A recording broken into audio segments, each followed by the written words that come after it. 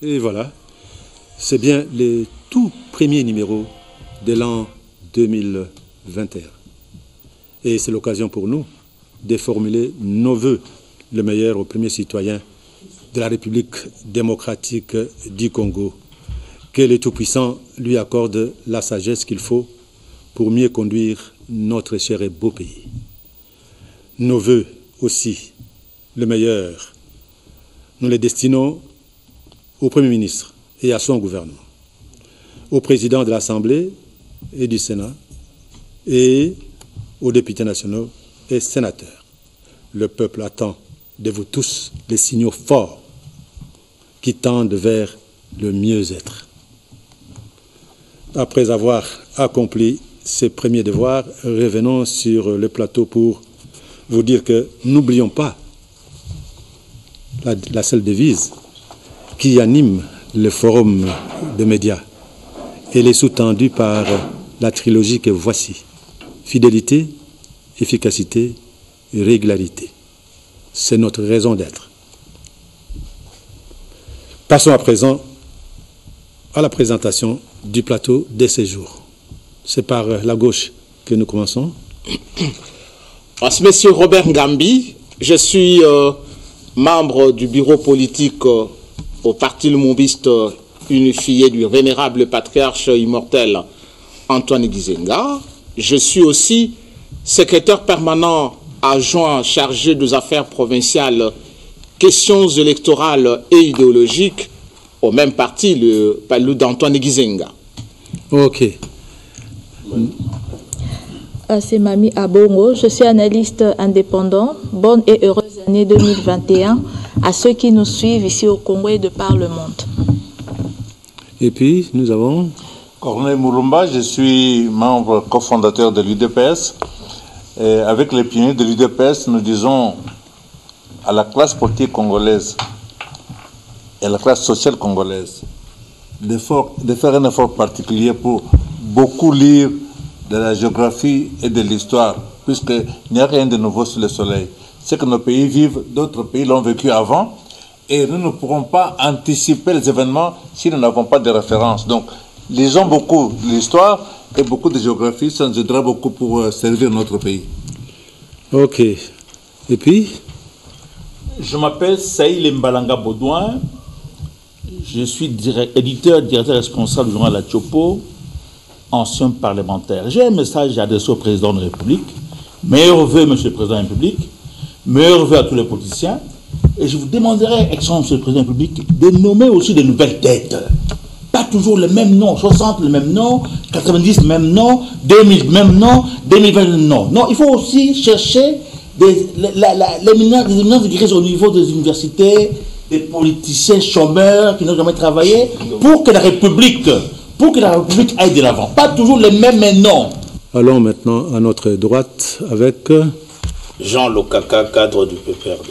Lokaka, PPRD.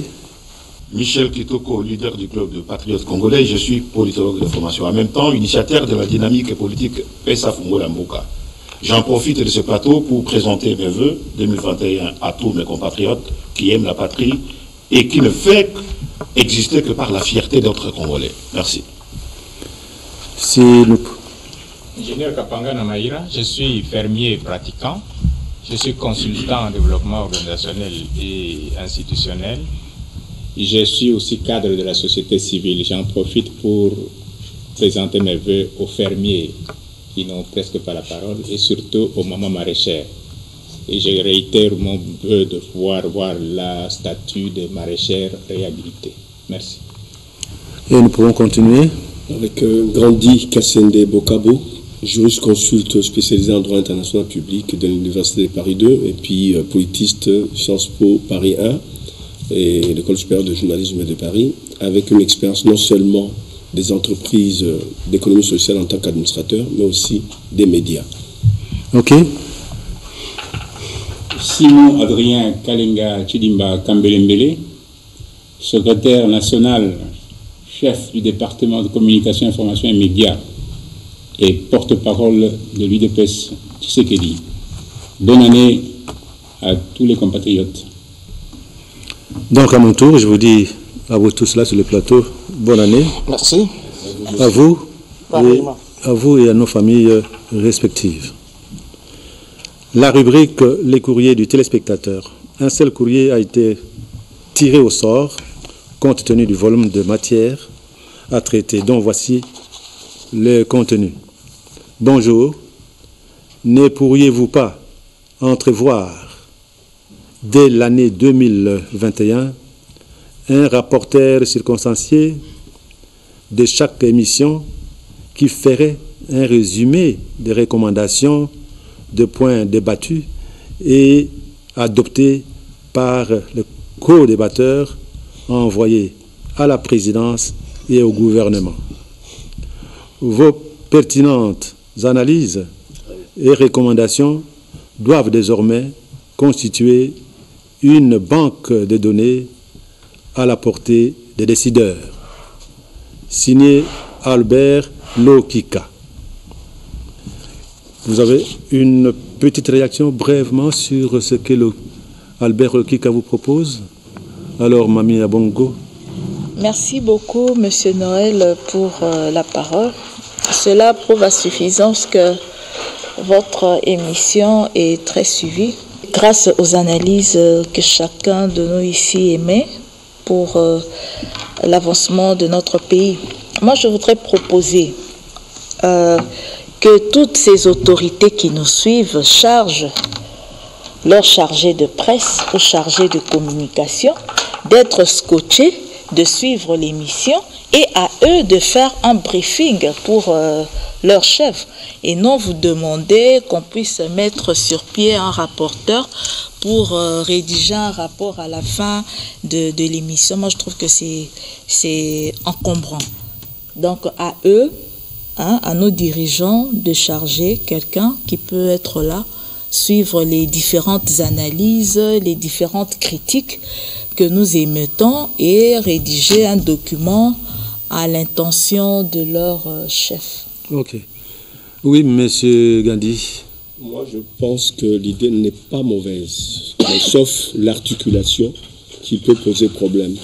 Puisque qu'on fasse le rapport sur chaque émission, sur les différents thèmes, je pense que ça risque de ne pas être consistant. D'autant plus qu'on est limité en temps pour pouvoir nous exprimer sur différents thèmes. Le mieux serait quoi? S'il y a des sujets importants par mois, qu'on choisisse par exemple un sujet, une idée, qu'on dise aux uns aux autres ceux qui le souhaitent, qu'on puisse aller au-delà de ce que nous avons exprimé les uns les autres sur tel thème, admettons sur l'État. C'est la conception que nous avons de l'État, chacun peut s'exprimer en 1 minute, en 2 minutes, mais on peut le traduire cette fois-ci par écrit et chacun donne son opinion, son option sur 5 pages ou 10 pages. On rassemble ces idées-là. Là, c'est possible de transmettre. Ça devient des idées bien précises, bien analysées dans les détails possibles. S'il faut se limiter au rapport, c'est pas consistant. Donc, on peut faire des études sur les sujets les plus importants avec l'apport des uns et des autres. Il parle d'un résumé, un résumé. Parce que quelqu'un de pouvoir, si tu lui envoies 10 pages ou 5 pages, c'est pas intéressant. Quelques lignes, quel que soit l'importance du sujet, quelques lignes, c'est déjà beaucoup pour informer une autorité. Oui, monsieur Lokaka. Je vous remercie. Je le salue et je le remercie. Son nom ressemble un peu à ton nom. Lui, c'est Lokika, toi, c'est Lokika. Naturellement, c'est un patriote. Merci beaucoup. C'est la lutte pour le pays. Pour moi, nous pouvons acter. Pour se gérer, il y a des directions au niveau du pays. En matière d'analyse, de grande réflexion du pays, je crois que le Conseil spécial du chef d'État en matière de sécurité, ce sont des matières.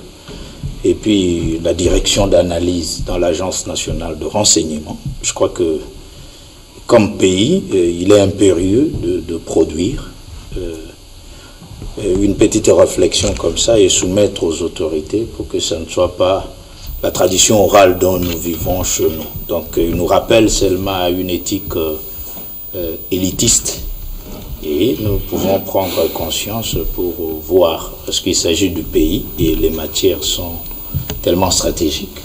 Et on peut faire un effort pour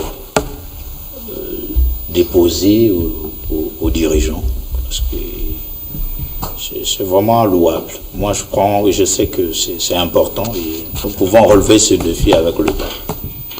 Oui, Kambele, vous voulez dire quelque chose aussi? Oui. En réaction avec Albert. En réaction à ce que M. Lokika a dit, moi, je renouvelle ma demande pour que notre forum des médias soit pérennisé à travers les nouvelles technologies de communication, notamment l'utilisation du YouTube, pour que l'émission soit visible à répétition pour ceux qui veulent, de manière à ce que ceux qui veulent se ressourcer puissent à tout moment revoir les émissions quand c'est nécessaire. Mais ce qui a demandé aux téléspectateurs d'une manière générale, c'est pas tellement les rapports à faire aux autorités qui entraîneront nécessairement le changement, il y a le niveau de l'opinion, donc de toute l'opinion générale, la prise en compte des différents changements à apporter à notre comportement général, qui fera que si dans notre vécu quotidien, nous élevons le niveau des revendications ou le niveau d'exigence envers la gouvernance du pays, les autorités ne manqueront pas de chercher, parce qu'ils sont nécessairement avides du pouvoir ou avides de rester au pouvoir, ils chercheront à se mettre au diapason de la demande du peuple. Donc, que le peuple s'imprègne des bonnes idées qui sont peut-être émises ici, ou souvent émises ici, de manière à ce que le niveau général de compréhension et d'exigence du peuple soit élevé. Oui, les partis politiques ont un grand travail à faire.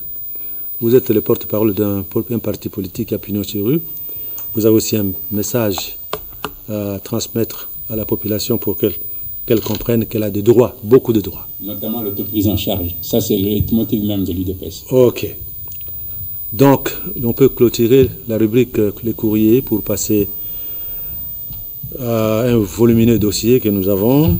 Une année s'est terminée. Une autre année venait de commencer.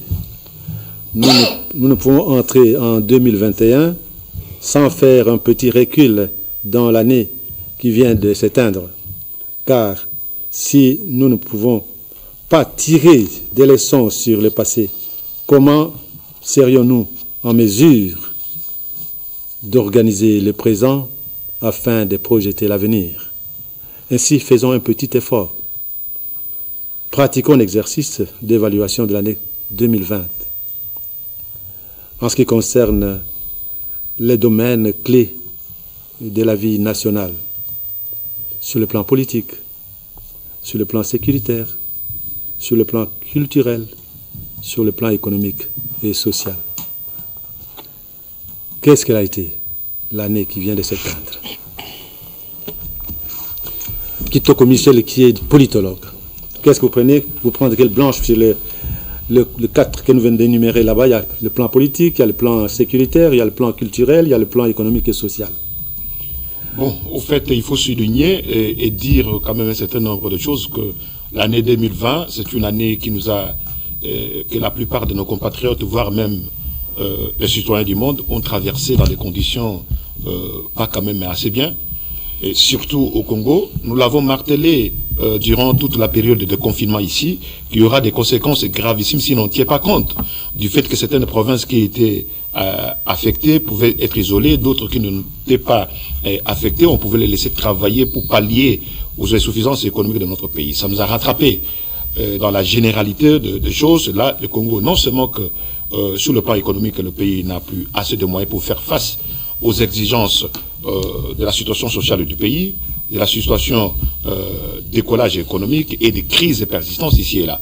Et ça, c'est un élément important. Deuxième élément sur la question politique, nous avons emboîté la période dangereuse que moi je considère que le période le plus sombre de l'histoire de notre pays, parce qu'il y a eu des crises ici et là. Et ces crises, les prémices, ont commencé peut-être en 2019, mais qui s'est généralisée durant toute la période de 2019, qui ont des conséquences peut-être jusqu'en 2021. Et donc tout ça, ce sont des choses de réalité que les citoyens ordinaires, nous qui sommes des analystes, nous sommes en train de nous poser des questions. Comment faire pour arriver à trouver une solution de façon qu'on n'aille pas de crise en crise jusqu'au blocage des institutions de la République de notre pays. Parce qu'au moment où nous parlons, sur le plan politique, vous avez le Parlement de notre pays. Vous êtes entré là maintenant dans... Vous étiez dans le généraliste, dans le général. Oui, maintenant, j'entre en profondeur, par secteur, à ce qui concerne par exemple la question politique et la crise politique. Vous avez au niveau de bureau provisoire, au niveau de l'Assemblée nationale, qui est confronté avec ce problème-là de nomination de l'informateur. Et là, ce sont des choses à trouver des solutions rapidement. Parce que le bureau provisoire fera quoi? Le rôle du bureau provisoire, c'est de gérer un certain nombre de choses pendant un temps limité. Et ce que nous attendons, c'est que le bureau provisoire prend fin, je pense, d'ici le 5, il devait convoquer une session extraordinaire pour déterminer les modalités pratiques. Vous commencez par la fin de l'année. Vous avez pris les plans politiques. Je prends sur le plan politique pour montrer que du côté politique, la crise a commencé avec le prémisse durant toute la période 2020, avec le prémisse 2019, qui ont déclenché et qui amènent ce que nous avons aujourd'hui. Parce que le pays, sur le plan politique, est bloqué, pour ne pas dire à l'abandon. Mais, comme on dit à Lingala, Mboka est l'ennemi. Ça, c'est mon constat. Et les citoyens lambda, chaque citoyen là où il est, tel qu'il est, dans chaque province, peut quand même se dire, au-delà des fanatismes, on peut quand même se poser des questions pour dire quelles sont les solutions et les réponses à donner pour que nous puissions sortir très rapidement de cette confrontation politique entre les différents acteurs politiques. Quelles sont les leçons que vous avez tirées? Et je pense que la leçon à tirer aujourd'hui, c'est que nous devons quitter, l'état d'esprit des revanchards, de ceux qui pensent que le triomphalisme doit être quelque chose d'épiphénomène qu'on peut lancer dans les réseaux sociaux. Oui, c'est nous, cette fois-ci, vous allez voir, on va arrêter tel, et ainsi de suite. Non, on doit quitter cet état d'esprit. Deuxième chose, on doit garder ensemble qu'on est acteur politique et donc chacun a reçu un mandat, surtout pour les députés. Chacun a reçu un mandat d'une portion de la population et qui représente quelque part. Et l'ensemble de tout ça fait l'Assemblée nationale de notre pays. Donc c'est en regardant le plus haut intérêt de la nation et non pas les intérêts individualistes que le Congo peut aller vers de l'avant. Tant qu'ils sont dans l'individualisme, genre il y a quelques billets de banque ici et là, on va se sauter à l'occasion pour entrer dans une organisation politique déjà présentée, ça pose un sérieux problème dans la conduite de notre pays sur le plan politique. Ok. Alors, je suis avec les politologues. Hein. Deuxième politologue. Kandi. Oui. Sur le plan politique. Question difficile. Sur le plan politique. Sur le plan politique, difficile d'évaluer les choses, puisque à la base, qu'est-ce qu'il y a? Il y a deux questions majeures pour moi. D'abord, le fait que nos textes ne sont pas des textes qui ont été élaborés dans le sens de faire avancer ce pays. Le texte qu'on a élaboré, notamment le premier chef, la Constitution, ont été pour beaucoup au cœur du blocage politique de notre pays depuis l'indépendance et beaucoup plus cette période-là, la dernière période. Auquel il faut ajouter le fait que les gens viennent à la politique comme s'ils allaient chercher du travail à la fonction publique ou ailleurs. Alors que aller à la politique, ça devrait être non seulement une vocation, ça devrait être aussi quelque chose, une charge. Quelqu'un qui vient à la politique, il doit venir en sachant que je vais là-bas pour un engagement, j'aurai des charges, pas à mon profit, ni au profit de ma famille, mais au profit de l'État, de la nation, des citoyens. Il s'est avéré que nous, chez nous, les gens viennent individuellement pour leur bien, ou alors ils viennent en petits groupes pour leur parti. C'est ça qui a créé aussi la déconfiture.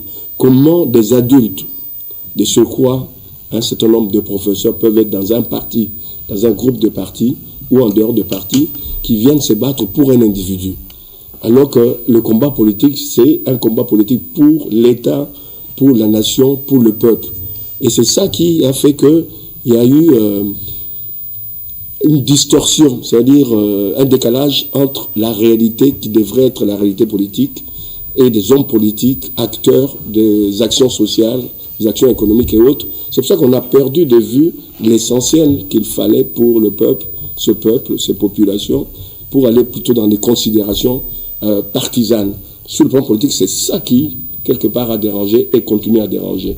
J'espère qu'avec ce qu'on a constitué comme groupe actuellement, qui veut redorer un peu l'image des politiques congolais et du pays, qu'on ira vers un autre élan, un élan que beaucoup qualifient de patriotique, même qu'on soit vraiment avec des acteurs... Vous n'avez pas crainte que ces groupes dont vous faites allusion puissent tomber dans les erreurs que vous venez d'énumérer là? Ce serait très grave en ce moment-là. C'est pour ça que je tiens à ce que, comme acteur politique, on ne prenne pas n'importe qui puisqu'il est professeur d'université ou puisqu'il est de tel parti, qu'on prenne des compétences, qu'on prenne des gens non seulement avec les 3 S dont je prône souvent ici, un savoir, mais aussi, et c'est important, un savoir-faire auquel il faut rajouter ce qui nous manque souvent. Donc si on peut vous résumer, le savoir-être. Si on peut vous résumer, sur le plan politique, les grosses erreurs ou les fautes, c'était des hommes qui sont partis en politique sans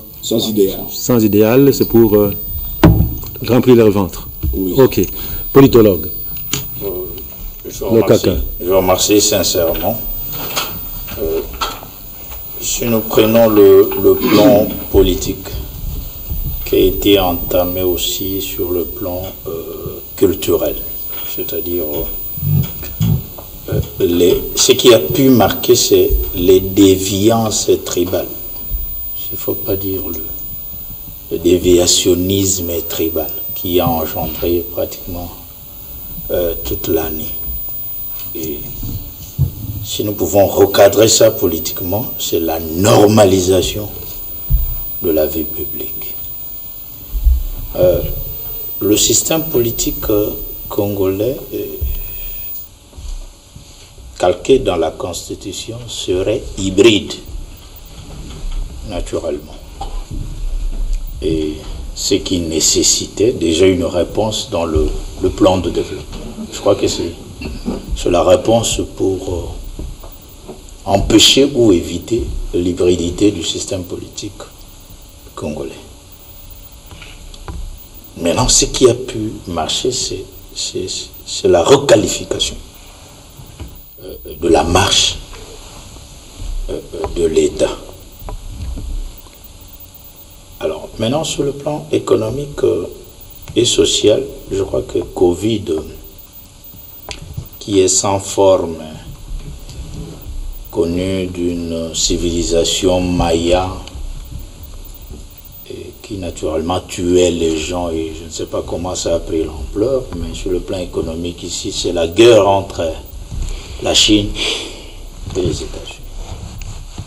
Et par conséquent, nous n'avons pas assez d'industrie industrialisante, mais quelque chose de plus profond en RD, c'est que le pays vit par la production locale de doyen Kapangana.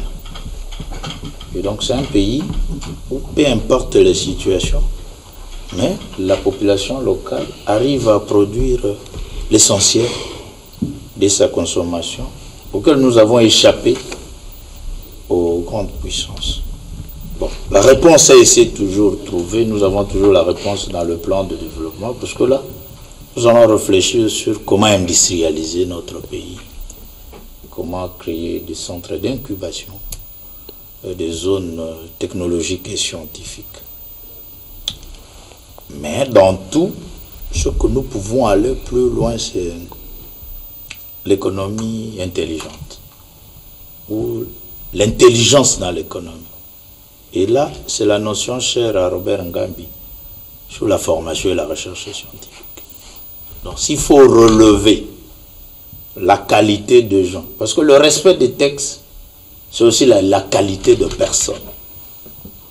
Le respect des institutions, c'est-à-dire le symbolisme, l'emblème, le drapeau, le bureau. Parce que dans la formation, dans l'éducation, le monde actuel, les gens s'investissent dans l'homme. vous avez des hommes intelligents, bien formés, bien éduqués, et nous allons dépasser tout ce que nous sommes en train de faire. Alors ici, je médite comme État, c'est-à-dire la RDC, a organisé les élections avec ses propres moyens, avec ses acteurs compétents. Nous avons échappé le monde avec la machine à voter et a installé un président auquel l'Union africaine en général était contre, l'Union européenne était contre, et que les élections en RDC a fait en sorte que le Congo a démontré l'autodétermination. Quelqu'un a parlé de ça ici. Maintenant, c'est à nous d'être ensemble, de créer l'union. L'union pour la République, hein, l'union sacrée. Le front commun pour le Congo, c'est toujours pour l'État. L'union sacrée, c'est pour le pays. Donc, le mot union pour la République, par une approche dialogique, c'est sur le plan politique, c'est cette approche qui pose un problème que l'Union européenne, c'est chaque jour où il y a des dialogues, peu importe le problème. Et si nous prenons l'approche dialogique, interinstitutionnelle, va relever le défi de l'organisation. Ce n'est qu'à Addis Abeba où on a décidé la présence de la MONUSCO. Et comme demain, nous avons Addis Abeba. Nous pensons que tous les professeurs qui sont intelligents, parce que le Congo rêve aussi que comment nous ne pouvons pas envoyer un Congolais comme secrétaire général des Nations Unies, comme secrétaire général de l'OIF, hein, le professeur Ndaïwel, que je regrettais à tout moment, pour reprendre l'organisation de la francophonie par exemple. Alors, au niveau interne, on a tellement de tendances, de tensions qui nous empêchent même de démontrer notre force au niveau international. Donc, je pense qu'il est temps pour cette année, dans la requalification de l'État, dans les organisations, que nous respections nos normes, nos lois et notre constitution. Ok. Alors, politologue encore, Mulumba, avec l'expérience politique, l'année politiquement, comment tu l'as trouvé? Et qu'est-ce qu'il faut? Un gâchis. Pour moi, c'est un gâchis qui a aggravé le gâchis de l'année passée déjà. Parce que pour moi, nous avions une chance extraordinaire. Nous avions réuni toutes les conditions pour effectivement un décollage. Et nous avons dilapidé tout le capital. Je m'explique. Nous venons de connaître une passation pacifique de pouvoir. Pas de guerre, plus de CNDP, plus de M23. Nous avions un code minier. Nous avons empêché les ingérences extérieures dans l'organisation de nos élections, que nous avons financées nous-mêmes, on l'a relevé. Nous avions constitué une majorité de près de 70% à l'Assemblée nationale. Les atouts indispensables pour prendre les décisions, procéder aux réformes, faire adopter les lois, tout ce qu'il faut pour que nous puissions arriver à quelque chose. Parce que les décisions qui peuvent impacter réellement les conditions de vie de nos compatriotes, on ne peut pas nous laisser le faire. Il faut donc que nous ayons une grande force interne à la RDC pour réussir ça. Et nous avions ça. Le président de la République élu, passation pacifique de pouvoir, je l'ai dit. Un président de la République qui a vécu 18 ans en tant que président de la République, qui connaît le jeu, qui connaît les enjeux, qui connaît les joueurs. Donc un capital important. Associant ce capital-là et une grande majorité de près de 70% à l'Assemblée nationale, on avait tout ce qu'il fallait pour aller de l'avant. Et qu'avons-nous fait? Qu'avons-nous fait? On a dilapidé tout le capital. On a inutilement. On a créé des conflits inutiles. Et si vous observez bien, en fait, ces conflits ont davantage de servir les intérêts étrangers que les intérêts du Congo. Parce que ces conflits ont tourné autour de quoi? Autour de la CENI, Malonda. Mais la CENI, le bureau de la CENI est composé de 13 personnes, dont 6 proviennent de la majorité parlementaire, 4 de l'opposition et 3 de la société civile. Est-ce que la majorité politique a donné ces noms? On a dit non à Malonda, on a tout bloqué, et puis c'est resté comme ça. Entre-temps, nous venons de commencer 2021. Ça veut dire que le temps passe, le temps ne nous attend pas. Et aujourd'hui, on est déjà presque sûr qu'on ne sera pas en mesure d'organiser des élections. Quel gâchis alors qu'on était déjà on avait déjà fait 3 cycles d'élections. On devait passer au 4e cycle. On se serait attendu à voir ne fût-ce que la carte d'identité, fait le recensement du ministère de l'Intérieur, ne fût-ce que ça, parce que c'était ça la réforme fondamentale. Au niveau du ministère de l'Intérieur, il n'y a rien eu. Du gâchis. Au niveau de l'agriculture, on avait la possibilité d'avoir, c'était l'occasion d'ouvrir la banque de crédit agricole, ne fût-ce que cette décision-là, pour permettre aux Congolais de se lancer dans l'agriculture, de soutenir le plus possible, pour qu'on n'ait pas à dépendre de Thomson et de tout le reste. On n'a rien fait de ce côté-là. Au niveau de l'économie, encourager, mener une campagne pour consommer les produits locaux. On a fait de ce côté là-bas. Et alors, si d'un côté, il y a eu l'affaire Malonda qui a bloqué, on parle d'affaires de juges, on parle de nomination de l'armée, en fait, observez que c'est tout ce dont l'étranger a besoin, le contrôle du Congo. Et nous nous bloquons parce qu'on doit servir les intérêts de l'étranger. La preuve, on a décidé récemment, bon, il y a le couvre-feu, et puis on a vu un document le plus officiel autorisant l'ambassade des États-Unis, les véhicules de l'ambassade des États-Unis, à circuler toute la nuit pendant la période de couvre-feu. Qu'est-ce qu'ils transportent? Des armes, des hommes, ou quoi que ce soit. Donc, je veux dire que tout ce que nous avons fait, c'était pour servir les intérêts étrangers. Et on n'a pas vu qu'il y a eu blocage pour des questions sociales, pour des questions économiques. Donc, je pense que c'est du gâchis que nous avons connu là-bas pour absolument rien, parce qu'il n'y avait pas de raison. Il y a eu une lecture partisane de la Constitution. Si la Constitution n'est pas bonne, nous sommes Congolais chez nous, nous avons la possibilité de la changer. Mais avant de la changer, on doit pouvoir l'exécuter telle qu'elle est, parce qu'elle nous encadre.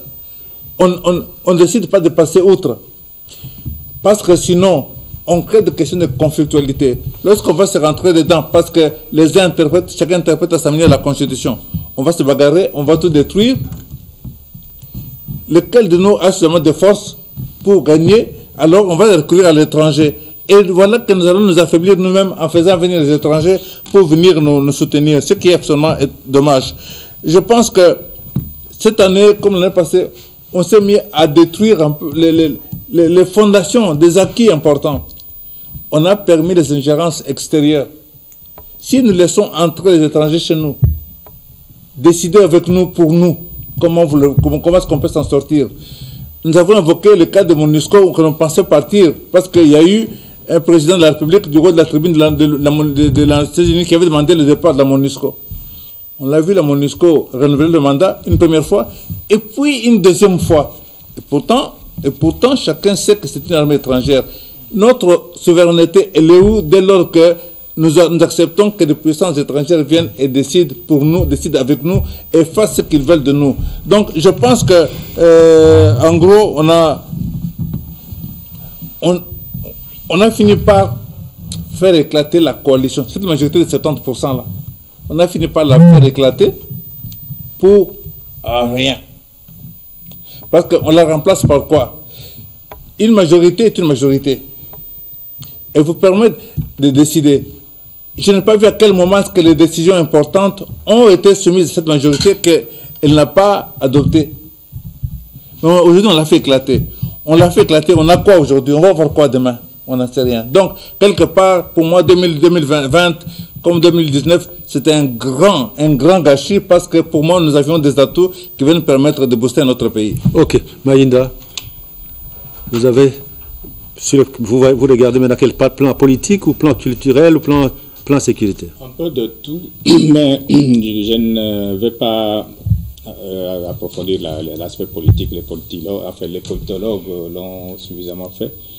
Mais j'ai seulement senti sur le plan politique qu'il y avait eu pendant, ça a commencé en 2019 et tout 2020, une crise de confiance qui a abouti pratiquement à des crises politiques. Et moi, n'étant ni juriste ni politologue, la question que je me pose, quel est le problème politique qu'on a identifié pour lequel nous sommes en train de chercher des solutions? Moi, je suis un consultant en développement organisationnel et institutionnel. Le diagnostic, c'est mon travail. Quel diagnostic politique on a fait pour pouvoir dégager quoi?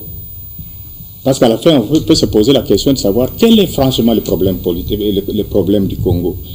Est-ce que c'est le FCC ou c'est la Constitution? On se pose la question entre les deux. Parce qu'en fait, le FCC est devenu quelque chose, un bouc émissaire qui devait faire tout éclater. Mais dans l'agir, je pose la question, est-ce que ce n'est pas le président qu'on a créé par la Constitution congolaise, la posture du président qu'on a créé par la Constitution qui n'est pas, ce costume-là qui n'est pas suffisant? Est-ce que ce n'est pas ça? Donc je me pose un peu toutes ces questions-là. C'est comme si, parce qu'un jour je vous avais dit ici que on a constitué une constitution chez nous sur mesure. Donc c'est la constitution qui dit, mais cet homme-là, si on lui donne beaucoup de pouvoir dans la constitution, ça ne va pas aller. Donc c'était, alors maintenant que ce n'est pas lui, ce costume ne convient plus à celui. Alors c'est comme ça que j'ai dit, si le diagnostic est mal posé, toutes les solutions seront aussi bien entendu pas bienvenues. Donc c'est pour ça que j'ai dit, on se demande quand on pose le diagnostic de la crise politique congolaise, quelles sont les bases? En tout cas, en tant que consultant, je ne les vois pas. Donc, c'est comme ça que je me pose de ce côté-là. Mais sur le plan économique et social, l'agriculture n'a pas décollé. Moi, j'ai regardé minutieusement le passage de Madame la ministre de l'économie dans le dépôt pour voir, pour dire, rassurer les Congolais que les dépôts sont pleins. Mais pleins de quoi? Qu'est-ce que j'ai vu? Donc nous sommes là, nous constituons un pays pour consommer ce que les autres, finalement nous développons les agricultures des autres et nous existons comme Congo pour ça. Et même tous ces politiciens qui passent dans des orphelinats pour offrir, moi j'aimerais quand même qu'un politicien présente un sac de sa fondation, donc production de sa fondation, le maïs qui vient de sa fondation, et puis il va donner à un orphelinat, et là ça va. Mais tout ce que je suis en train d'observer, franchement, nous sommes donc un espace de consommation pour les autres, un espace de consommation. Est-ce que ça doit continuer? Donc l'agriculture n'a pas décollé, et comme ça n'a pas décollé, nous allons rester toujours à la traîne. Ça pose un problème sur le plan économique. Sur le plan social aussi, bon, il y a le Covid qui nous a accompagnés, qui a essayé de ternir tout ça. Mais nous nous sommes comportés pendant le Covid un peu comme des perdants. Dès le début, là, donc la maladie ici va, tout ça. Mais moi, j'ai dit, les provinces qui sont touchées, on essaie de voir ce qu'on peut faire. Et puis, toucher à quel niveau? Parce que quand on vous parle de 10 000, de 100 000 quelque part, et qu'on vous parle de 2 cas quelque part aussi, est-ce qu'on doit avoir la même peur? Quand même, même si nous avons... Est-ce qu'on doit avoir... Alors, les provinces qui n'ont pas été du tout touchées, qu'est-ce qu'elles ont fait sur le plan économique, sur le plan social, pour les autres, pour pouvoir essayer d'équilibrer. Donc là, c'est tout un problème aussi. Et puis, il y a l'environnement. Moi, l'autre jour, je vous ai dit, nous ne pouvons pas faire l'environnement comme n'importe qui. Nous devons faire un environnement qui tient compte de notre espèce. Quand vous voyez les forêts européennes prendre feu, vous voyez des arbres en ligne, vous pensez que Dieu a créé des forêts avec des arbres en ligne? Bien alignés, les espèces bien choisies, tout ça. C'est ça la nature.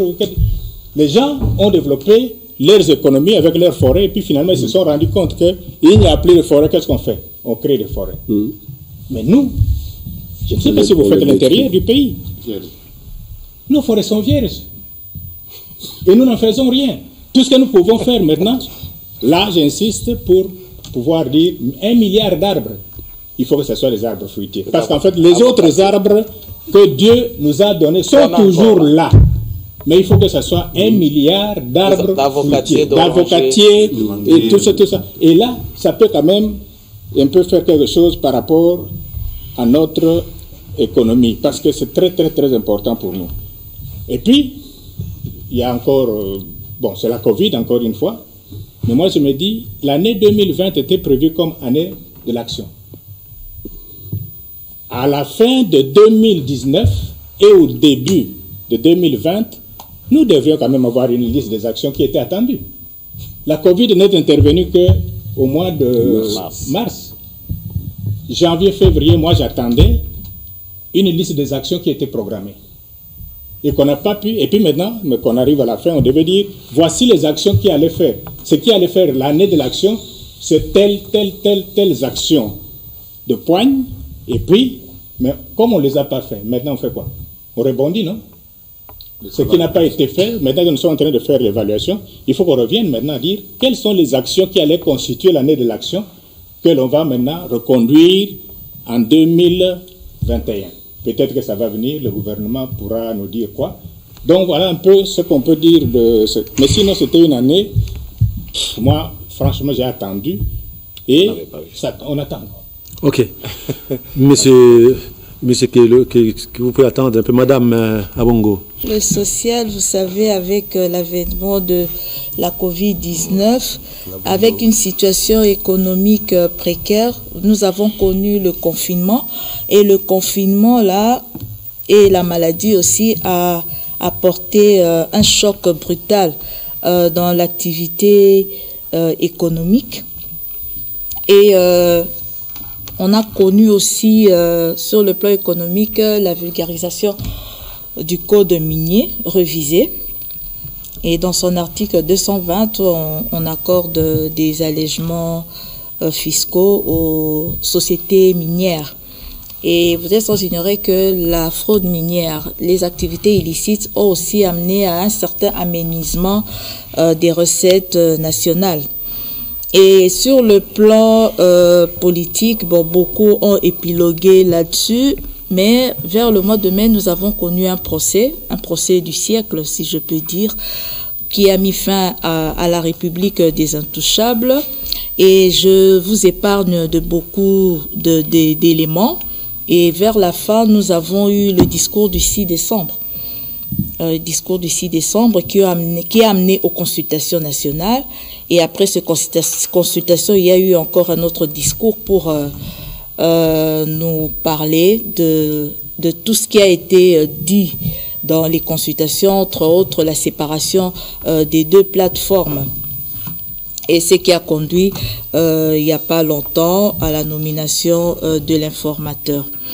Et si je dois revenir encore sur le plan... Non, je parle sur le plan sécuritaire. Cette année, nous avons perdu beaucoup de nos compatriotes à l'est du pays parce qu'il ne se passe pas un jour sans qu'il y ait mort à l'est du pays. Bon, on voit les FARDC se débattre, mais la situation ne s'améliore toujours pas. Alors, nous avons la MONUSCO, nous avons les FARDC. Qu'est-ce qu'on doit faire encore pour que la stabilité et la sécurité reviennent à l'est du pays? C'est ça la grande question. Nous croyons que la réponse est aux analystes. Oui, c'est la grande question. Moi, j'ai dit la fois passée, on pouvait faire appel à une force africaine. Si la MONUSCO montre ses limites, si les FARDC n'arrivent pas à mettre hors d'état de nuire ces groupes armés, ADF, NALU, ainsi de suite, on peut faire appel à une force de la SADC pour nous épauler et là-dessus. Et cette Covid-19, cette maladie de malheur, a aussi amené à un certain aménagement des recettes nationales.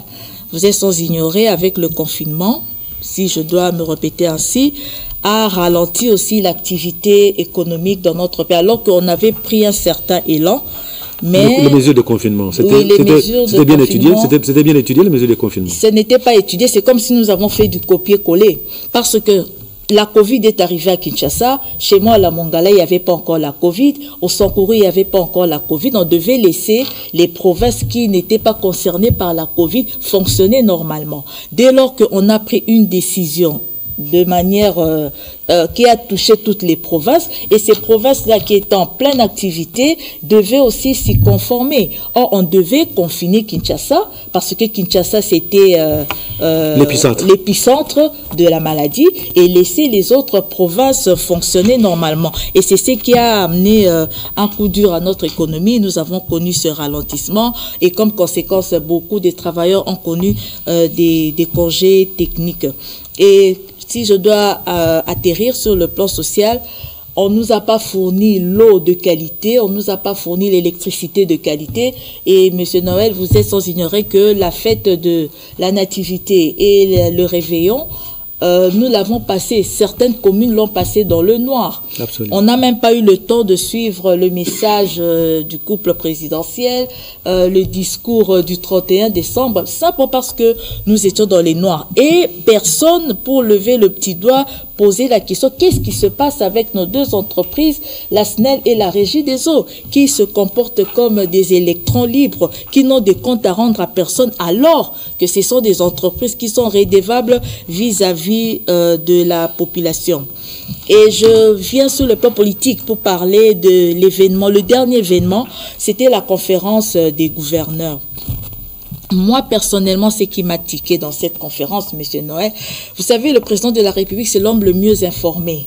Donc, il a l'information en temps réel, au moment voulu, mais c'est que nous n'avons pas compris pourquoi dans cette conférence des gouverneurs, on retrouve des gouverneurs qui ont été destitués, on retrouve des gouverneurs qui ont subi des motions de défiance, on les trouve dans la conférence. Bon, je me suis posé la question, ils n'avaient pas l'information ou le VPM n'était pas au courant que ces gouverneurs-là étaient des gouverneurs problématiques. Mais on les laisse assister à la conférence des gouverneurs. Ils étaient des gouverneurs litigieux. Il y avait un contentieux. On devait les mettre de côté. Les vice-gouverneurs est là pour ça. Mais pourquoi, par exemple, vous prenez le gouverneur du Congo central, nous savons tout ce qui s'est passé. Mais qu'est-ce qu'il est allé faire dans la conférence des gouverneurs? Vous prenez celui de Nord-Ubangi, qu'est-ce qu'il est allé faire là-bas? Vous prenez celui de Sankourou, le problématique, qu'est-ce qu'il est allé faire là-bas? Donc, ça n'a pas donné un caractère sérieux dans cette conférence. Bref, l'année 2020 était une année plein d'événements, et c'est surtout la Covid qui est venue, en tout cas, gâcher notre joie. Et nous croyons que cette année 2021 qui commence, et si je dois me référer au discours du président de la République, il a dit au gouverneur, on n'a plus besoin de trop de discours. Et dans son discours du 31, il dit les attentes sont énormes. Les attentes sont énormes. Je crois que 2021, avec le gouvernement qui sera bientôt mis sur pied, il va se mettre au travail et faire sourire les Congolais. Alors, Monsieur Kambele-Mbele, quel bilan vous tirez? Quelle évaluation feriez-vous de l'exercice qui vient de s'éteindre? Oui, l'espoir est toujours grand dans le cœur des Congolais. Si nous prenons le courage d'appliquer la sagesse de nos ancêtres qui nous disent que quand on veut se laver, on ne cache pas sa nudité à l'eau. M. Corneille là connaît le proverbe dans sa langue. On ne cache pas sa nudité à l'eau si l'on veut se laver. Dans l'évaluation, nous devons avoir le courage de laver ce qui est sale avec honnêteté. Il y a des faiblesses dans notre pays, c'est connu. Mais nous devons arriver au changement. Le changement, c'est quoi? Éradiquer, évacuer la dictature. On n'a pas à se cacher. C'est une faiblesse que nous avons connue pendant plus de 32 ans de Mobutu, 18 ans de Kabila et autres, ça fait 50 ans. 50 ans de dictature dans le pays là, que nous devons évacuer vraiment. Ça ne s'évacue pas quand vous parlez à dictature, moi je comprends très mal, exactement.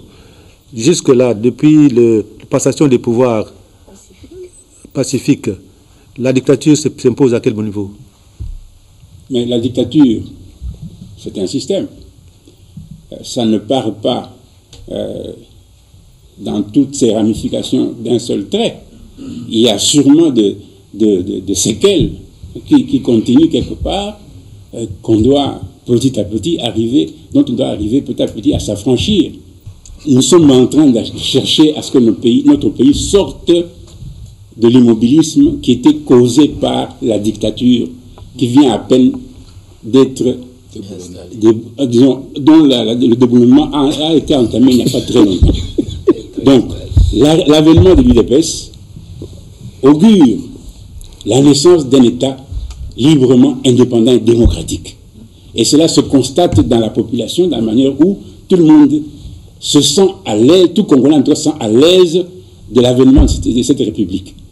Donc maintenant, pour arriver à nettoyer les différentes séquelles de la dictature, donnons le temps et appuyons le gouvernement, le président de la République dans son œuvre, de manière à ce que ces séquelles-là soient évacuées. Même ici, à la RTNC. Vous savez que on se plaint parfois à la RTNC. Or, pourtant, il y a une année, certaines radios périphériques avaient s'accaparé de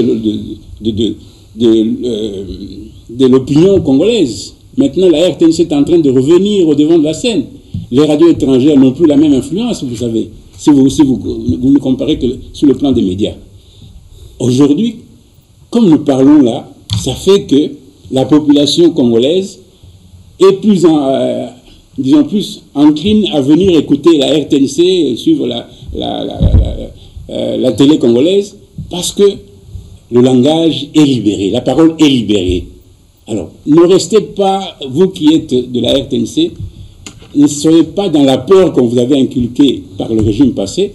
Notre régime ne va pas vous inquiéter. Parlez correctement et librement de manière à édifier le peuple dans les changements qui doivent intervenir. Les changements doivent intervenir, c'est vrai, il y a du temps, mais donnez cette occasion-là à la population. Oui, monsieur. Merci beaucoup de la parole.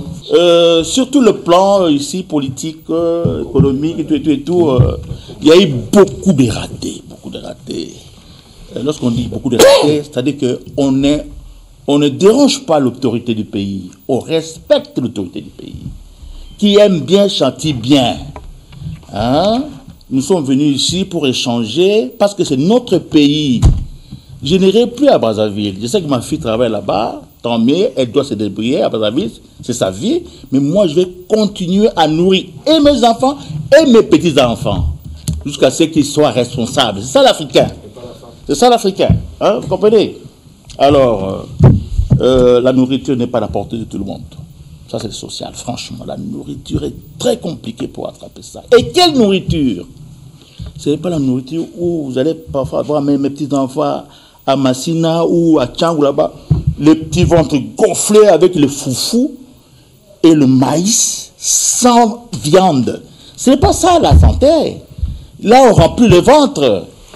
Et manger, c'est équilibré. C'est ce que nous cherchons. C'est ce que nous demandons au président de la République, de nous aider à bien manger, à bien travailler. Lorsque un moniteur de l'école primaire, il vient à l'école le matin, il doit se tenir debout, la craie à la main. Et lorsqu'il commence à trembloter, il ne donnera pas les enseignements. Lorsqu'il n'est pas plein là-bas, bien plein là-bas, il ne donnera pas, il ne sera pas résistant. À peine il va toujours demander l'eau, comme nous demandons l'eau ici. L'eau. Comprenez, la République a des problèmes, monsieur le directeur. Alors, comme c'est un problème de la République, ça nous concerne tous. Même le huissier a droit à dire au ministre des Finances que cet argent-là ne vous appartient pas. Payez-moi mon salaire, tout simplement, c'est ce qu'on demande. On demande à ministre de l'économie est de faire un effort avec les agronomes, etc., pour qu'il y ait beaucoup de champs. Pas seulement les histoires qui viennent de l'Europe, tout et tout. C'est ça qu'on a vu. Si nous ne parlons, si l'élite, comme le directeur dit, l'élite n'examine pas sérieusement la situation du pays, il n'y aura pas d'avancée. Il n'y aura pas d'avancée. Je crois que l'année 2021 sera prise à profit, ne fût-ce que pour nous donner l'eau potable. C'est-à-dire qu'ils sont incapables de donner l'eau dans la capitale. Chez moi, Bazoko, là-bas, mes grands-mères prennent de l'eau dans la rivière. Mais monsieur, est-ce que vous, directeur à la RTNC, vous devez écouter toutes les radios du monde, ou presque, suivre les télévisions du monde, ou presque. Vous êtes là, en train de suivre le débat Chirac-Mitterrand. Intéressant comme débat. Hein? Et vous suivez, boum, le courant part. Quelle est votre attitude? Vous avez giflé les enfants pour rien. Alors, faisons un effort pour que la République devienne la République démocratique. Cela m'est arrivé plusieurs fois. Hein. Cela m'est arrivé plusieurs fois. Vous êtes en train de suivre un dossier très important. Paf, paf, plus rien. L'écran noir. Oui, alors. Merci beaucoup. Merci. Nous étions en train d'évaluer l'année 2020 qui vient de se terminer. Sur le plan politique, premièrement, je pense que c'est une année qui a vu s'enflammer la crise ou les conflits latents qui étaient au sein de la coalition FCC-CACH. Un conflit qui a commencé par ce que l'ingénieur a dit, l'absence d'une confiance, mais aussi l'incompréhension dans les acteurs de la coalition à ce qui concerne les missions. Lorsque une coalition, les animateurs se donnent des qualificatifs, on vous parle de labyrinthe, on vous parle de béton, on vous parle de ceinture noire, on vous parle de nageurs au sein de la même famille. Ça montre déjà que psychologiquement, il y avait un conflit des nerfs et qui se matérialise vers la fin à ce qu'on a appelé, que le président de la République appelle la coalition à sauter ou à péter. À péter. Et donc, ça devient un conflit manifeste, qui est un conflit qui était latent. Ce conflit, je crois, l'ingénieur a posé également la question, les fondements. Je crois que dès le départ, c'était les uns les autres considérer la reconquête et la conservation du pouvoir a été à l'origine de la méfiance et des guéguerres qui a été utilisées par une communication politique, les uns dans une communication des boucs émissaires, les autres dans une communication de la présentation de l'échec comme étant venant du sommet de la République. C'est ça en fait la réalité. C'est 2011 politiquement très agité, doublé, les exemples ont été donnés ici, les gens ont été dans la coalition, mais chacun, la guerre se faisait déjà par rapport à 2023. Vous avez suivi le discours du FCC par PPRD, un discours au début du mandat de la reconquête du pouvoir. Je l'avais dit plusieurs fois que ce n'est pas un bon discours du démarrage d'une coalition. Quand vous êtes en 2020, combien là on a commencé? 19. Et vous parlez de la reconquête du pouvoir, vous donnez quel message à votre partenaire politique? Donc ça posait déjà un problème de départ. Et de l'autre côté, on vous développe le centre Nganda, cap vers 2023.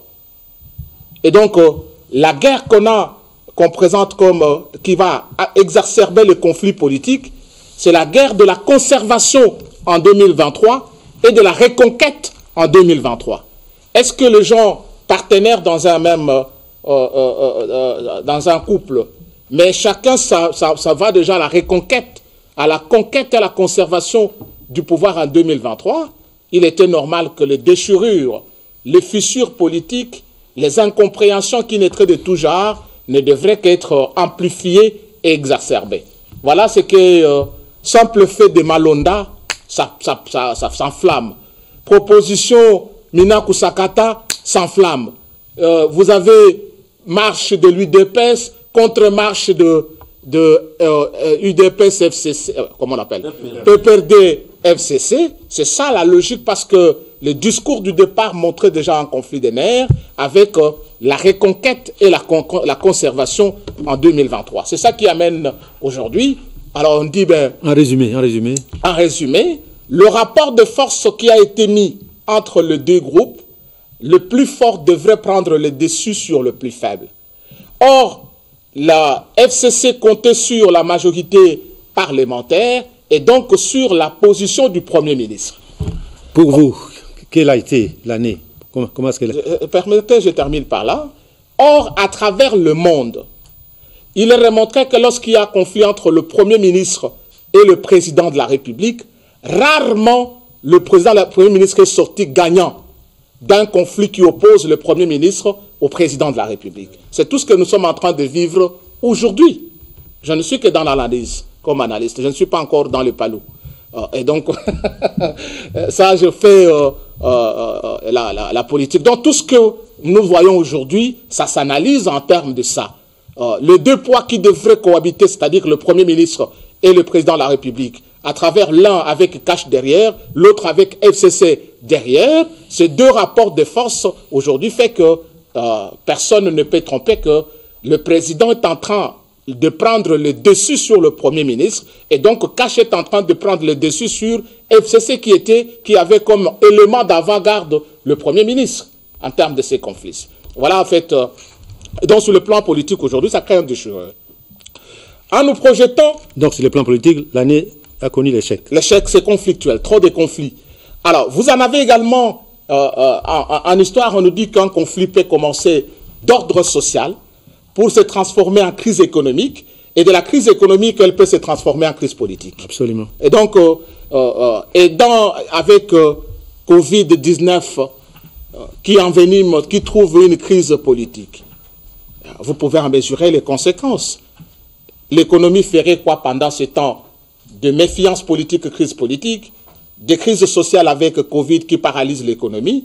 Conséquence, ça ne peut pas être une année, comme disait quelqu'un, on ne peut pas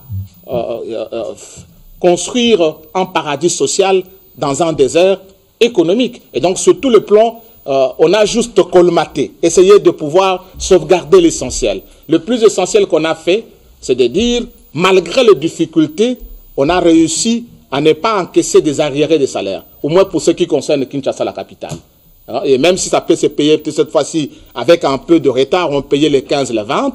Maintenant, des fois, on arrive le 5, le 10, mais on n'a pas su encaisser des arrières de salaire au niveau de la fonction. Des arriérés de salaire. Mais aussi, vers la fin, on a maintenu une certaine stabilité du taux d'échange, notamment qui s'est remarquée par la stabilité des prix au niveau de la pompe. Le carburant est resté... ça va faire une année quelque chose à 1900 et quelque chose. Donc voilà, en fait, c'est une année très sombre, dominée par la maladie, les conflits politiques et la crise économique. Donc le Congo doit encore se repenser par rapport à 2021. Voilà, c'était nécessaire de tirer une leçon de ce que nous avons connu comme année 2020 et les analyses, je pense, que ça doit profiter à ceux qui ont les ambitions politiques pour savoir que chaque fois qu'on passe un trimestre, il faut une évaluation. Et quand on évalue, ça signifie qu'on contrôle. Et quand on contrôle, on avance. Mais quand on n'évalue pas, on ne contrôle rien, on ne peut pas avancer. L'évaluation, c'est la première chose que l'exercice qu'on doit faire dans tous les domaines. Ok. Alors, il y a désignation de l'informateur. Les chefs de l'État venaient de les désigner. C'est Bahati Lokwebo. Quelles sont la mission de l'informateur, M. Kambele-Mbele? La mission d'un informateur, dans le cas qui est le nôtre ici, consiste, étant donné l'effritement ou l'érosion des forces, certaines forces, pour ne pas les citer, qui ont prévalu à l'Assemblée nationale, du discours du président du 6 décembre, il a été établi qu'il y a effritement de la majorité au Parlement, qu'il faut bientôt donc redécouvrir les forces en présence à l'Assemblée nationale, d'où la nomination de l'informateur pour aller justement jauger la mobilité qu'il y a eu, qui s'est opérée, et pour déterminer les tendances actuelles. Ok. En réalité, quel rôle peut-il jouer, l'informateur? Monsieur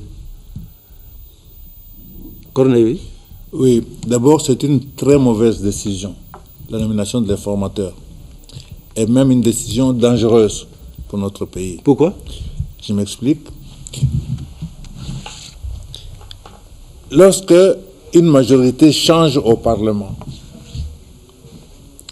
cela se constate par une motion de censure. Et le gouvernement tombe. Ça veut dire que le gouvernement n'a plus la confiance, n'a plus la majorité au Parlement. Il tombe. Ça se constate à l'occasion de vote de budget. Si le Parlement ne vote pas le budget du gouvernement, le gouvernement tombe. Parce qu'il n'a pas la confiance, on n'a pas le moyen de travailler. Dans le cas actuel, dans les conditions actuelles, si on sait que la majorité a changé, il suffit qu'on charge l'un ou l'autre des députés de déposer une motion de censure. Et la majorité va faire tomber le gouvernement. Quand bien même le gouvernement est tombé, il faut maintenant qu'il y ait des contacts, ne parlons pas encore d'un informateur, il faut désigner un nouveau Premier ministre. Si on désigne le nouveau Premier ministre, il faut qu'il se présente au Parlement avec le gouvernement. Les deux choses une, ou bien il obtient l'investiture ou il ne l'obtient pas. Nous sommes dans une démocratie, nous sommes en train de construire la démocratie et l'état de droit. Ça veut dire que nous devons respecter des mécanismes. Notre Constitution n'impose pas que la majorité au Parlement doit être la même que la majorité présidentielle. Non. Par conséquent, le président peut être d'un camp et le Parlement d'un autre. Alors, imaginons maintenant, on désigne un Premier ministre, un informateur. Il va faire quoi? Il va contacter les députés individuellement, éventuellement en les corrompant, puisqu'il aura une mission de requalifier. Le fait que le député ait déchu le bureau de l'Assemblée nationale ne veut absolument pas dire que la majorité a changé. Peut-être qu'avant, ils étaient à 320 ou 330, que peut-être aujourd'hui, ils sont à 250 parce qu'il y en a 60 ou 70 qui sont partis. Ça ne veut pas dire que la majorité a changé. Et dans ce cas, on va faire comment? On va désigner un Premier ministre d'où? Donc, je veux dire qu'on expose notre pays. Il faut faire attention avec les passages en force. Parce que les passages en force conduisent à la guerre civile. Les passages en force conduisent à la déstabilisation des institutions. Nous n'avons pas besoin de ça, nous avons connu une passation pacifique de pouvoir. Donc, ce qui est important, c'est que de deux choses l'une, ou bien le Premier ministre n'est pas obligé de démissionner, c'est pour ça que nous avons une constitution. Alors on peut le déchoir. Alors, il faut le déchoir, un point trait. On ne nomme pas un informateur qui aura quelle mission, puisque la majorité, pour le moment, elle existe jusqu'à la preuve du contraire. Le fait que le gouvernement, le bureau soit tombé ne veut pas dire que la majorité a changé encore à ce stade. Okay. Ça pourrait se constater. Alors, nous exposons le pays. Nous venons là, pour un point de vue, d'allumer une allumette qui va faire que l'année 2021 soit une année très, très, très difficile. Pour vous, Ilunga Ilukamba n'est pas en voie de partir? C'est pas qu'il n'est pas en voie de partir. Je n'ai pas dit ça. J'ai dit simplement. J'ai dit, respectons les mécanismes pour que notre pays évolue dans la stabilité politique, dans la paix politique, et ne créons pas les conditions de mettre le feu au pays. Bon, quels sont les atouts de M. Bahati de réussir cet exercice? Moi, je pense qu'il a plus de chances, je ne dis pas qu'il réussira, je dis qu'il a plus de chances de réussir cette mission en très peu de temps. On n'arrivera pas à 2 mois, 1 mois maxi, voire même avant, il pourra faire en sorte qu'on sache quelle est la majorité aujourd'hui. Et de toute façon, il y a des prémices. C'est-à-dire qu'il faut être aveugle pour ne pas voir. Vous avez vu le nombre de députés ou individuellement, de groupes ou de partis politiques qui ont changé de camp. Quand on voit ça, on reste aveugle. Quel argent? Ils les disent, hein, c'est pas moi. Non, moi je pense que l'élément ils sont. Ils les disent. Qu'ils les disent. S'il vous plaît, s'il vous plaît. Pour moi, l'essentiel, c'est pas une question d'argent. Pour moi, l'essentiel, c'est qu'un certain nombre de députés ont eu à avoir des crédits, à vendre des maisons, etc. Si on arrive à la dissolution, c'est pas à leur avantage. Et le fait de changer des camps, ça leur prémunit le fait d'aller jusqu'au bout de leur mandat. Je crois que c'est une des premières raisons. Une des deuxièmes raisons, c'est que... conviction. Chantage. Non, une des deuxièmes raisons, c'est qu'il y a eu quand même entre nous des frustrations. Quelqu'un du FCC l'avait déjà dit, ou plusieurs le disent, à qui veut les entendre. Il y a beaucoup qui étaient frustrés. Vous-même, vous avez vu des images, etc. C'est des gens qui n'avaient pas droit à la parole. Toutes les décisions étaient prises par un petit groupe de professeurs ou autres proches de l'ancien directeur de cabinet de l'ancien président.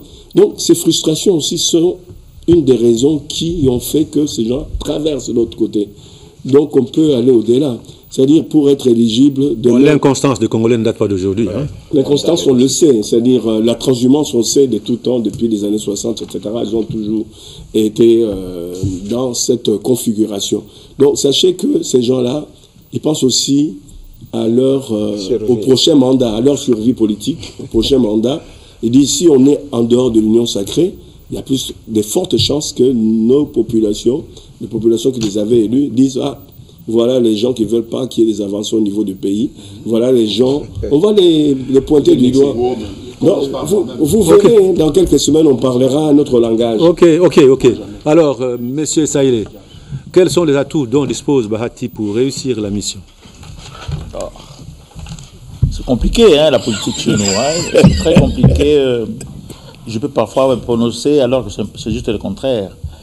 Moi, je me pose plutôt cette question ici. Hein, moi, Saïlé, je suis du FCC. Qu'est-ce qui me pousse de quitter le FCC pour aller au cash? Est-ce que dans l'entretemps, il y a eu lavage de mon corps devant cette eau-là? Il faut être concret dans la vie. Est-ce que vous avez montré votre nudité? Et il faut être concret dans la vie. Je suis en train de chercher un passage ici. Hein. Je ne trouve pas. Il ne faut pas être un vagabond politique, excusez-moi de le dire. Ou bien, on est dans le FCC, on y reste dans le meilleur comme dans le pire. Parce qu'il y a des gens ici qui ont fait 10 ans au pouvoir grâce au Raïs Kabila. Il faut être dans la vie, hein, ne soyez pas ingrat, je vous assure. Papa m'avait dit que si vous ne voulez pas manger de la viande, refusez la viande. Il ne faut pas compliquer la vie à votre épouse. Je ne prends pas la viande, je prends le matembele. À ce moment, madame va vous servir à quelle joie. Mais je prends la viande, je prends le matembela, je prends les foufous, je prends tout, mais ça va compliquer le ventre, mon Dieu. Ça va compliquer le ventre, voilà. Ok.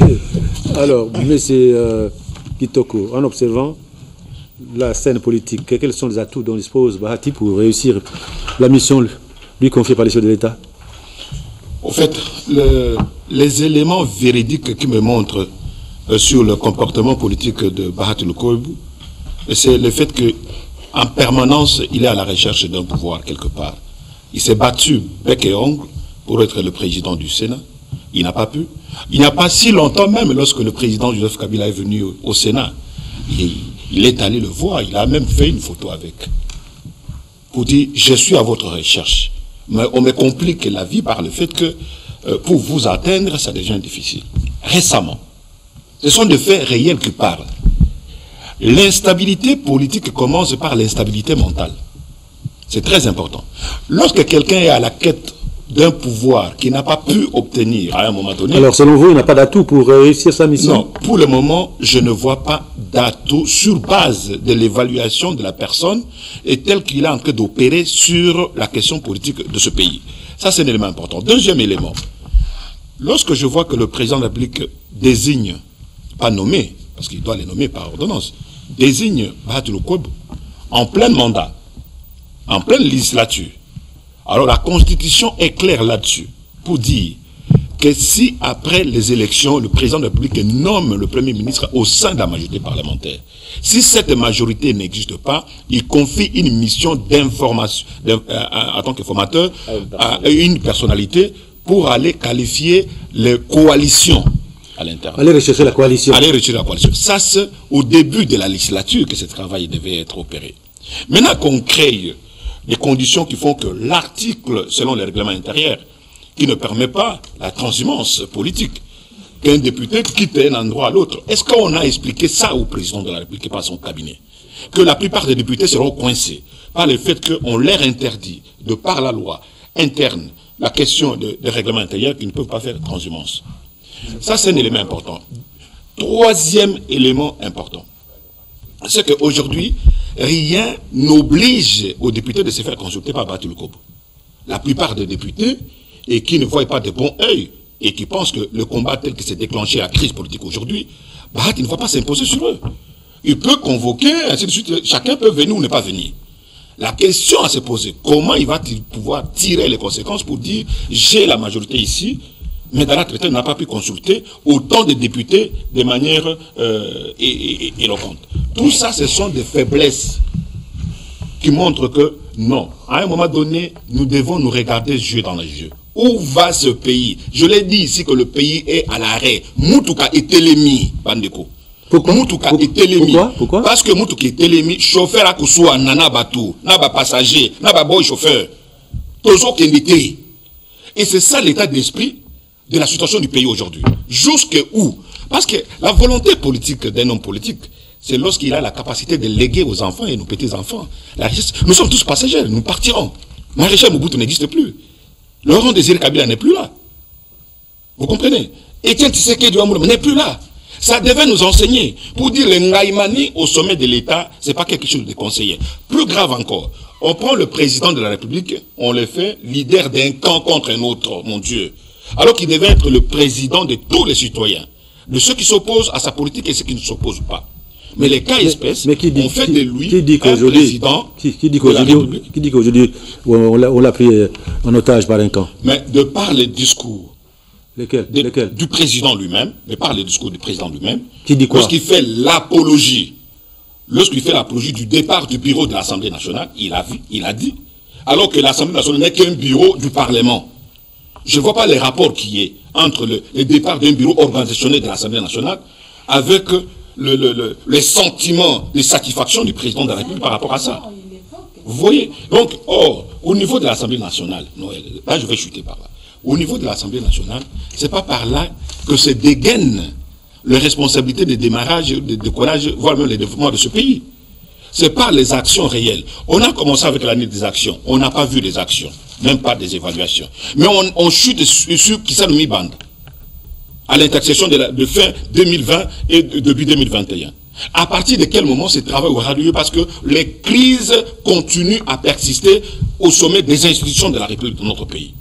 À un moment donné, nous sommes tous peut-être responsables, directement et indirectement, de débâcle, de désordre de ce pays-là. Mais la comptabilité qui va payer le prix le plus cher par rapport à ça. Et c'est le peuple congolais. Et ce sont les acteurs politiques de notre temps qui ne voient pas les dangers venir. On ne peut plus plonger le pays vers l'abîme et dans un chaos sans fin pour retourner le pays vers les années 60. Non, ça je refuse. Sinon, Lumumba et les autres là ne sont pas morts pour rien, et ils sont morts parce qu'ils voulaient nous léguer un pays si beau, un pays si riche, un pays prospère, lequel vont permettre à ce que nous aussi, à notre tour, nous puissions léguer à nos enfants, nos petits-enfants, et que toi, ailles vers de l'avant. Alors, le CACAP, parce que nous sommes vers la fin de l'émission, est-ce que Bahati a des atouts de rendre un bon rapport au chef de l'État avant les délais convenus? Je vous remercie sincèrement. L'informateur a ses missions assignées par le président de la République et le chef de l'État. Ce qui est important et impérieux, c'est la normalisation de la vie publique en RDC. Et comme les politiques n'aiment pas la morale, naturellement, il y a lieu de moraliser la classe politique congolaise sur l'éthique et déontologie, parce qu'il s'agit d'une profession. Et les gens se disent excellents. Et nous tendons tous vers l'excellence. Et donc, il y a lieu de respecter les us et coutumes qui cadrent à ce travail. C'est-à-dire, dès lors qu'on ne respecte pas les lois, on ne respecte pas la Constitution, on ne respecte pas le règlement d'ordre intérieur du Sénat ou de l'Assemblée. Et il y a encore, au XXIe siècle, la séparation du pouvoir et le rapport des collaborations institutionnelles. Et puis encore un autre principe où le pouvoir arrête le pouvoir. C'est-à-dire, dès que vous avez des débordements et des déviances, il y a un pouvoir qui rappelle à l'ordre, peu importe la nomenclature fonctionnelle. Parce que dans une république, on arrête tout le monde. Peu importe l'impériaux. Et les chances de Bahati, tout ça. Je me dis, la normalisation et une déontologie. L'Assemblée nationale serait comme le championnat. Les gens qui jouent au football savent que avant le championnat, on présente les équipes. Et il y a des licences des équipes. Des joueurs. Et pendant le championnat, il y a des footballeurs, ils savent comment un joueur peut quitter Vita Club pour être à Imanamote-Mapembe. Il y a des transferts. Et donc, alors, il y a des mécanismes pour ce joueur-là pendant le championnat. Parce qu'il y a des mécanismes, et puis, FECOPA, de mon cher aimé Constant Omari, a des mécanismes de règlement FECOFA, a des mécanismes que quand le joueur quitte Vita pendant le championnat et il veut jouer vers des rings, je crois que ce championnat-là, est-ce qu'il peut participer dans ce championnat? Oui. Bon, comment? Oui, comment? Alors maintenant, j'entre dans la CENI sur les candidatures. Ok. Candidat malheureux. Donc, la députation nationale. Alors, comment on inscrit la participation, les logos des partis et les regroupements. Alors, l'informateur, s'il s'avère qu'il est à l'Assemblée nationale, si j'ai bien compris, si la majorité est là, il n'y a pas un problème qui va se retrouver dans la majorité qui va présenter. Donc, si j'ai bien compris, Bahati a un couac. Ok? Non, il va identifier la majorité qui existe, s'il s'avère responsable. La majorité qui est là. Bon, voilà. Ok. Oui. Rapidement, une minute, parce que... Bon, en fait, c'est un sujet important, mais il ne faut pas... Ce travail qui lui est donné est un travail constitutionnel, qui se limite simplement à rencontrer les partis politiques, les groupes parlementaires, les regroupements et poser une seule question. Voulez-vous faire partie de la majorité parlementaire? On vous dit Yinganfum, c'est-à-dire oui, Excellence. Il enregistre, Palou et allié opte pour la majorité parlementaire. Il raconte PPRD, est-ce que vous voulez faire partie de la majorité parlementaire? C'est un travail de questionnement. il va aligner ceux qui ont dit oui pour la majorité parlementaire, il va aligner ceux qui ont dit non pour la majorité parlementaire, il dégage la différence. Ceci avec le groupe parlementaire ou avec les individus? Non, il va d'abord, il rencontre les groupes parlementaires au Parlement. Palus Ali arrive avec 29 députés, tel regroupement arrive avec autant. Et donc, Bahati lui-même part avec un capital. Il a 41, son parti politique a 41 députés nationaux. Et donc, c'est le premier départ du capital.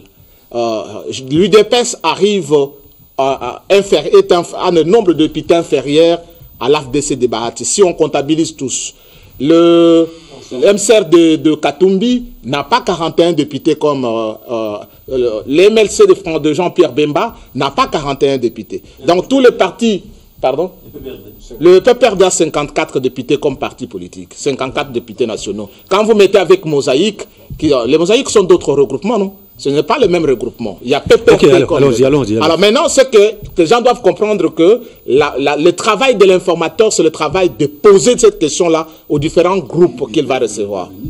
Celui qui refuse, qui ne pas venir, il est aligné comme ayant dit non à la majorité parlementaire. Et il va recenser qui ont dit oui, qui ont dit non, et il trouve la moyenne. Si la moyenne de ceux qui ont dit oui, c'est supérieur, et que ça réduit 250 plus 1 député, il aura présenté le travail au président. J'ai obtenu la majorité parlementaire qui sera constituée de tel regroupement par politique et qui constitue. Les autres, je constitue la minorité pour l'instant au Parlement, parce que je l'ai dit autrefois ici, l'élection du bureau. Est-ce que l'informateur peut échouer?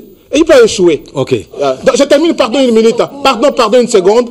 Parce que l'élection du nouveau bureau qu'on a inscrit à l'ordre du jour dépendra du travail que Bahati va faire. Pourquoi? Parce que le bureau de l'Assemblée nationale tient compte des équilibres au niveau de l'Assemblée nationale. Il y a des postes qui reviennent à la minorité et des postes à la minorité sans opposition et des postes qui reviennent à la majorité. Si on organise le bureau avant que Bahati n'ait présenté son rapport, on risque ainsi de violer le règlement intérieur de l'Assemblée nationale parce que l'opposition, qui sera identifiée demain, ou la majorité, on ne pourra pas bien créer cet équilibre au niveau du bureau de l'Assemblée nationale. Deuxièmement, il y a une information à donner. J'ai lu ça dans le règlement intérieur de l'Assemblée nationale maintenant. Il y a une différence. La Constitution dit qu'un député, un député qui quitte son parti politique perd le mandat. Mais le règlement intérieur de l'Assemblée nationale dit un député qui quitte son regroupement comment on appelle? Non, le groupe parlementaire. Qui quitte le groupe parlementaire devient un non-inscrit.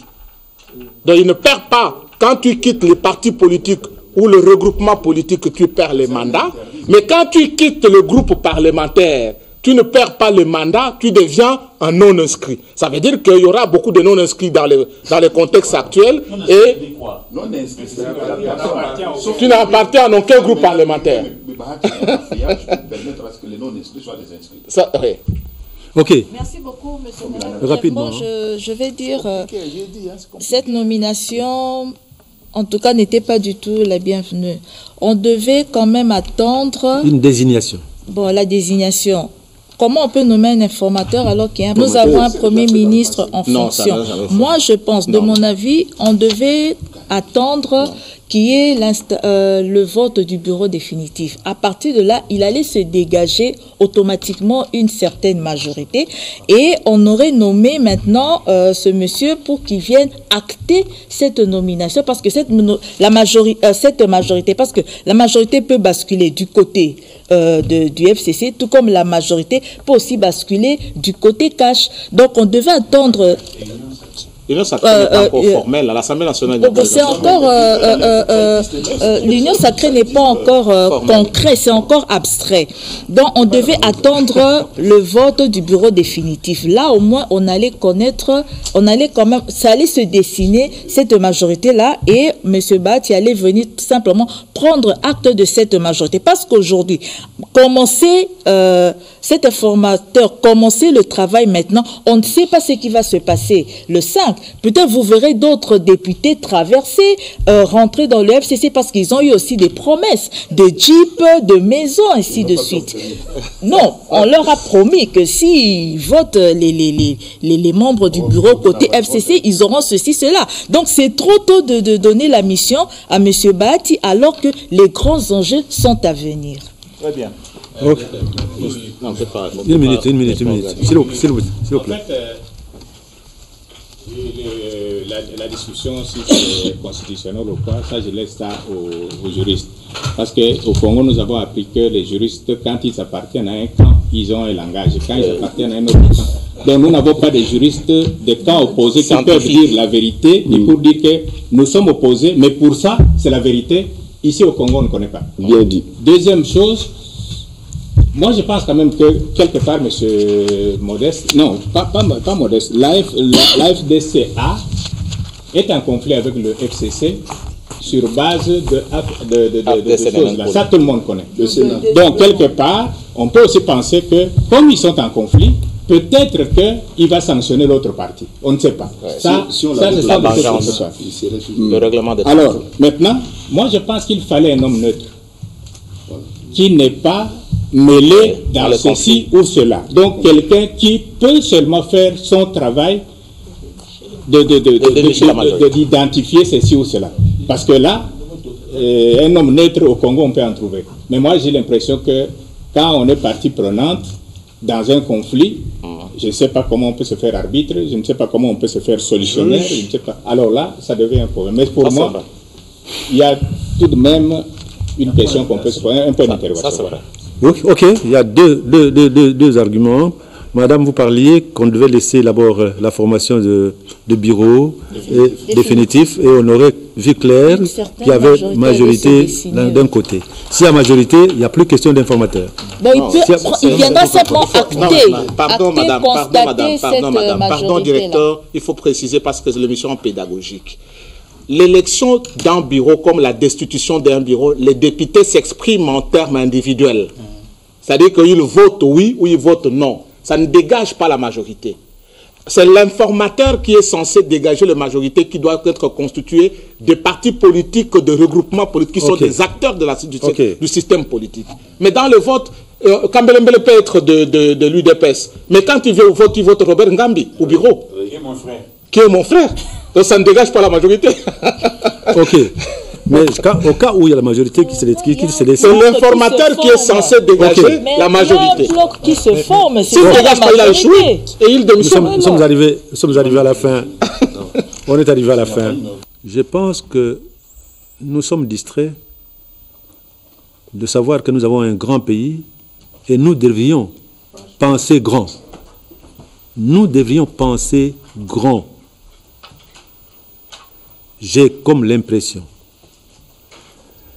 nous avons tendance à voir petit à la place de voir grand. Nous n'avons plus que 5 mois pour arriver au 30 juin 2021 et nous aurons totalisé 61 ans d'indépendance. L'indépendance du Congo maintenant devient mature. Donc, il faut que les Congolais changent, voient qu'est-ce qu'il faut faire pour que notre pays termine cette course de turbulence. Mesdames et messieurs, à la semaine prochaine, si Dieu le veut. Bonne année, pour une fois de plus.